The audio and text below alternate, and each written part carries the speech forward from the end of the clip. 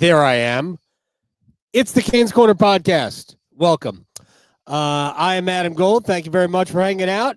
It is the 6th edition of the Countdown to Puck Drop as we get ready for the start of the preseason tomorrow against the Tampa Bay Lightning. We are brought to you by the Aluminum Company of North Carolina. If it is for the exterior of your home, you can find it at the Aluminum Company of North Carolina on Hamlin Road in Durham. No place like it. Sam Meehan and his crew do a great job. Hope you will check them out for all of your exterior home improvement needs. All right. As I said earlier today on the Twitters, we'll take a look at what we're likely to see coming up tomorrow against the Lightning. We know the lineup, and we'll go through that with you. But also a couple of quick items to sort through. We'll probably not be here all that long. I'll let you get back to watching Russell Wilson play bad football. As a quick aside, I think what we're finding out is the Dallas Cowboys truly are bad defensively because Russell was awesome last week and Caleb Williams was great this week. And the common thread is they played the Cowboys. All right. So I think it was yesterday's episode, we discussed the Metropolitan Division, and I gave my list of teams that I thought would have the best chance in, descending order of being the third playoff team from the Metro. I'm assuming that the Hurricanes and Devils will man 2 of the 3 spots. We need to find a third team because those are the rules. And I came up with New York 1, Columbus 2, New York Islanders 3, the Rangers 1, the Islanders 3, and Washington 4. And I went through, everybody for the Capitals careered it last year. Everybody had a career year except the guy who didn't need one, which was Alexander Ovechkin. Everybody had their best season of their careers. And I got a note on Twitter that I will regret picking against the Caps, which maybe I could be wrong. I reached out to a buddy of mine who you've heard on this podcast before. You've also heard Storm Watches, Aftermaths. My friend Michael Liboff, who writes for the New York Post, and I asked him, "Give me your Metro standings." He had the Caps winning the division again. I said, I don't think they're going to make the playoffs. It doesn't matter. If the Capitals win the division again, I'm not going to regret it, which is my point. I'm like, it's just a pick. I'm not going to lose any sleep over it if I am wrong. None. But I do think that Washington will miss the playoffs. Doesn't matter anyway. I just thought I would point that out. 2, and this will lead us to tonight or tomorrow night. Jacob Slavin, 4th straight day, no practice. No Thursday, no Friday, no Saturday, no Sunday. And he will not play tomorrow, obviously. Jalen Chatfield did not practice. I think the 2nd straight time. Keandre Miller did not practice. I'm not worried.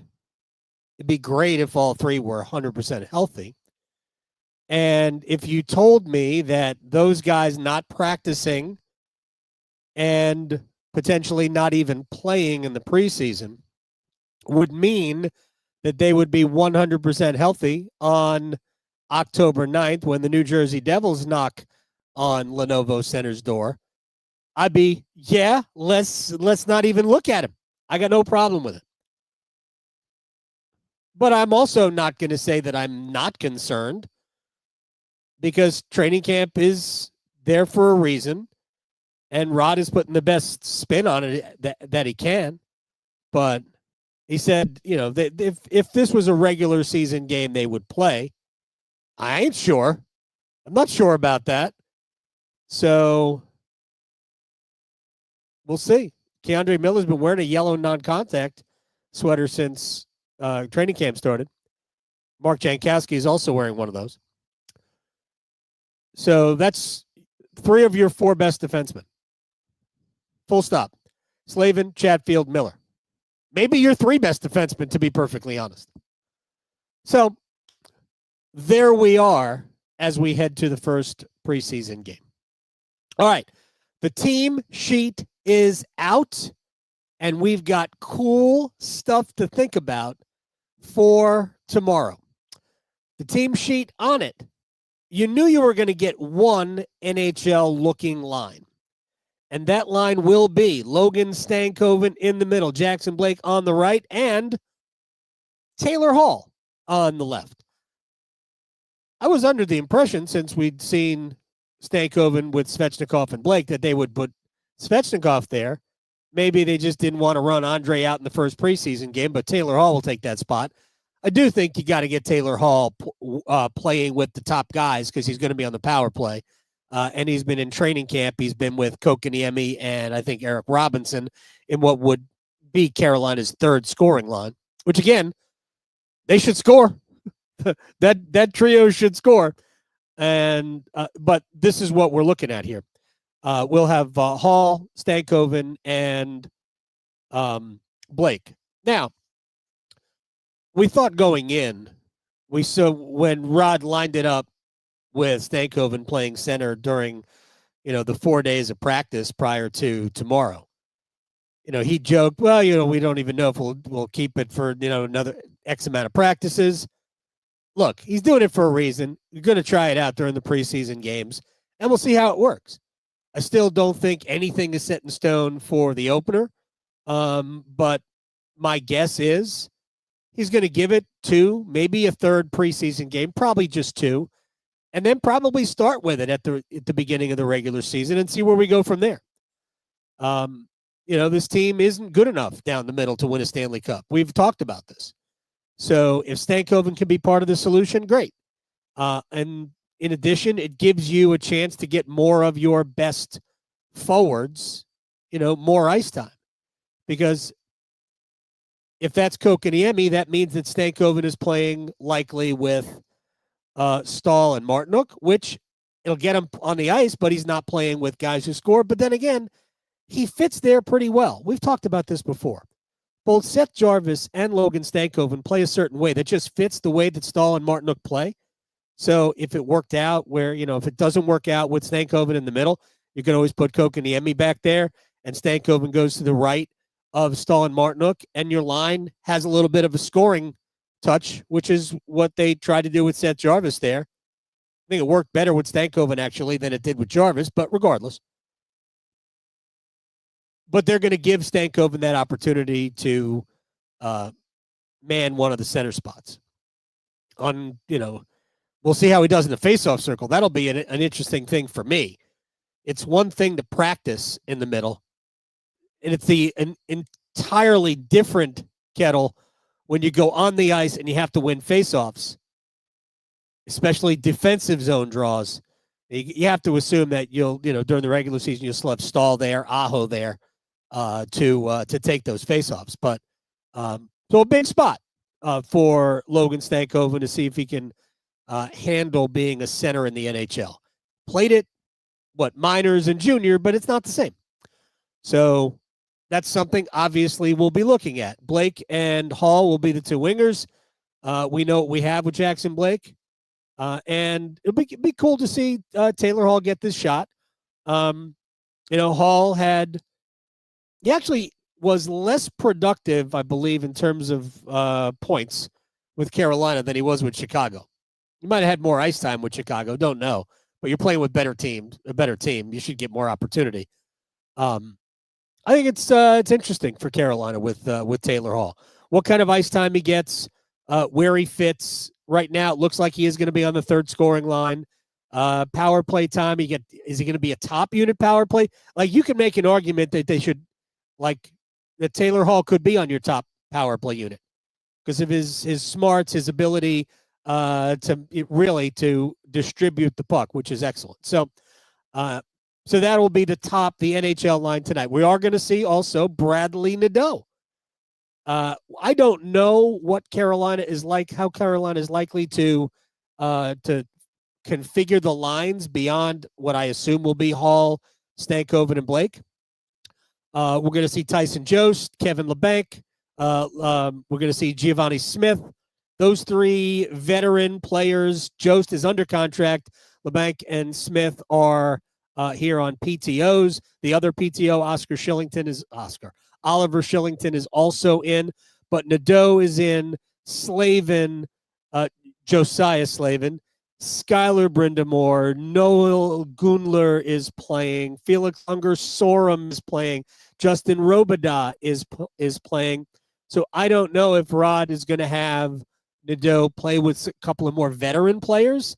Like, will he play with Jost and Giovanni Smith? Will he play with Jost and, let's say, somebody who plays the left side? If Nadeau is going to play the right, he's a right shot, but maybe they use him on the left side. I don't know how they're going to do it, and I don't know how he's going to configure his lines. Maybe he plays with Skylar Brindamore and Josiah Slavin. I have no idea. But we're going to see Bradley Nadeau. And all the goals that we saw in the minors and the bigger body that he has brought to training camp this year will be intriguing to see. And how many games will he play? Remember at the beginning, or earlier in this lead up, we talked about who's going to be this year's Jackson Blake.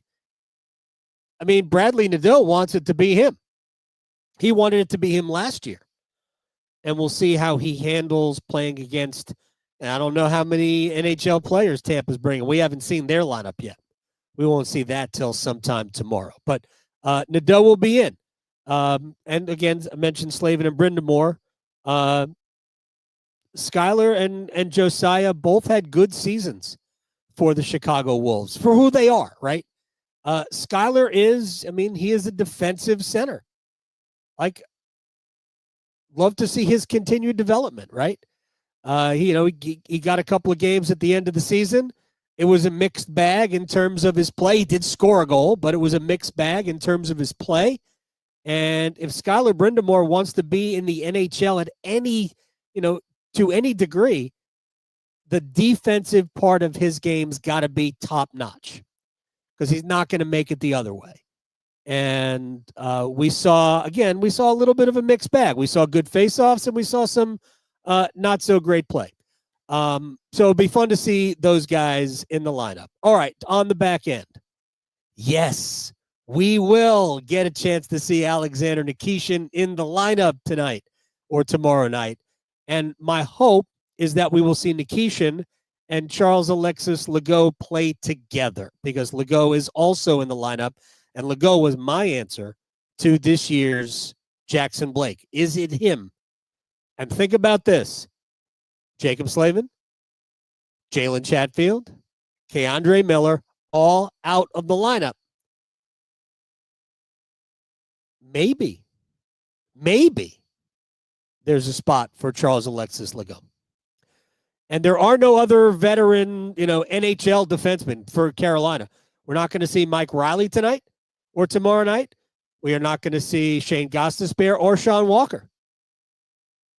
The only presumptive top 6 defenseman for Carolina that will be in the team tomorrow is Nikishin. I hope we see 22, 23 minutes of Alexander Nikishin. I hope we see him play extensively with Charles-Alexis Legault. And I hope we see him quarterback the top power play unit. I want to see the full Nikishin tomorrow.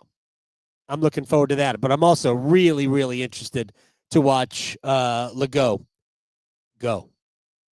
There's a lot of. I remember talking to Tim Gleason about him last year. If you're unaware, Gleason runs the defense, and I talked to him about. It wasn't even Nikishin last year, because it was in training camp, and I asked him, "Give me a couple of guys that you're really high on that we should be thinking about down the road." And he said, Charles-Alexis Legault is going to play in the NHL. And he said he's big, he can skate, he's physical, knows what he's doing, and he has a little bit of an offensive edge upside to him. And I look forward to seeing that guy. And again, I keep saying this, and it matters to the head coach, although he did address it a little bit the other day, but it matters righty-lefty. And the Hurricanes, 5 of their 7 NHL defensemen are lefties. Now, Rod said the other day there are times where it's to your advantage to be on your offside. He talked about offensively because it gives you an opportunity for a one-timer. That's why a lot of times you'll see left shots play the right wing and vice versa. But I asked Brett Pesce this. If you recall, the first year the Hurricanes made it to the playoffs, and Pesce ultimately played with Justin Falk, so 2 righties. And they formed Carolina's second defensive pairing. And I asked Brett about playing his offside because Brett played the left side, Falk played the right.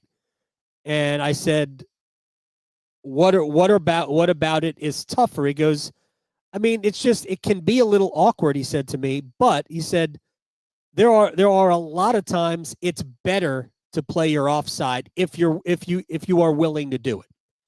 And he explained a lot of times you will turn your back to the center of the rink. So you're facing your own goal.